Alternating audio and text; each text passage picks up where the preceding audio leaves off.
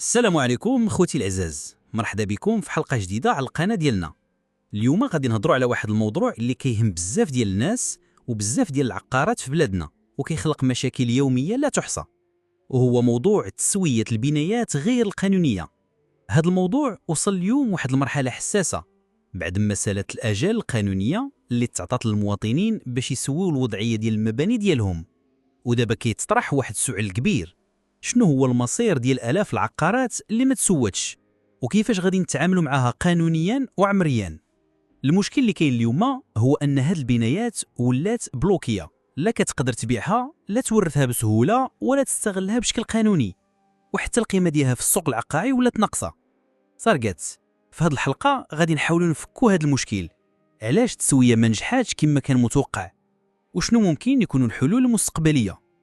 ولكن قبل ما نبداو طلب صغير: إلا كان هذا المحتوى كيهمكم وكيفيدكم ما تنسوش تدعموا الفيديو بلايك وتشتركوا في القناة، راه هادشي كيعطينا الحافز باش نقدموا لكم مواضيع مهمة بحال هذه.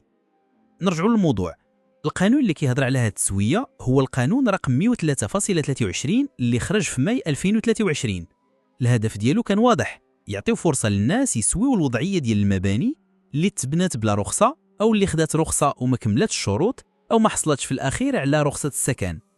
هذا القانون ما جا من فراغ، هو امتداد لقانون آخر سابق 475.18 اللي خرج في يونيو 2019. القانون الأول أعطى أجل عامين من 2019 ل 2022، ولكن النتائج كانت ضعيفة بزاف. تقدمت غير من 2900 طلب في المغرب كامل، من هذه الطلبات ما تقبلتش إلا تقريبا النص. والأسباب: الجائحة، التعقيدات الإدارية والتكاليف. وبعدها المسؤولين زادوا عامين آخرين كفرصة ثانية من 2022 حتى 2024، ولكن حتى هاد المهلة سالات وما شفناش الإقبال الكبير اللي كانوا كيتمناو. فين كاين المشكل الحقيقي؟ القانون كيهم غير الجانب المعماري، البناء والتعمير، ولكن ما كيغطيش الجانب العقاري، التحفيظ، الرسم العقاري، الحقوق ديال الورثة أو الشركاء. بمعنى حتى إلا سويتي الوضعية ديال البناية من الناحية المعمارية كيبقى العقار بلوكي في المحافظة. وهنا كيتطرحوا مشاكل الإرث، البيع، القسمة، وحتى الاستغلال ديال الاملاك كيبقى صعيب. كاين مشكل اخر هو صعوبه التسويه خصوصا في البنايات القديمه ديال الستينات والسبعينات وحتى الثمانينات. الناس بنات بلا تصميمات دقيقه، واليوم باش يديروا التسويه خصهم ملفات تقنيه وتصاميم جديده اللي كتكون مكلفه بزاف وصعيبه في الانجاز. ناهيك على مشاكل الارث، بزاف ديال الورثه بغاو يقسموا عقارات ولكن ما قدروش حيت البنايه اصلا غير مسواه. دابا السؤال: شنو الحل بعد ما سالت الاجل؟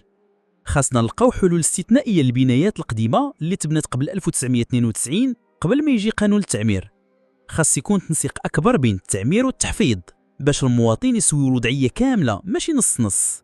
وخاص الدوله دير مقاربه مرنه مبنيه على التصالح والتسامح، خصوصا في الحالات اللي كتشمل الاف العائلات. بزاف ديال الدول لقات حلول واقعيه في هذا النوع ديال الملفات، اما تسويه جماعيه الاحياء او تبسيط المساطر الاداريه او حتى اعفاءات خاصه في الحالات القديمه. الخلاصة: المشكل ديال البنايات غير القانونية ماشي بسيط، ولكن كيبقى عنده حل إلا كانت إرادة وتنسيق من الإدارات. ولازم نفرقوا ما بين البنايات القديمة اللي تبنات في الظروف خاصة قبل ما 1992 والبنايات الجديدة اللي ما التزمتش بالقوانين رغم أنها معروفين اليوم. ميكرو. هذه كانت نظرة شاملة على الموضوع ديال تسوية البنايات غير القانونية. كنتمنى نكون وضحت الصورة وخليتكم تفكروا معايا في الحلول.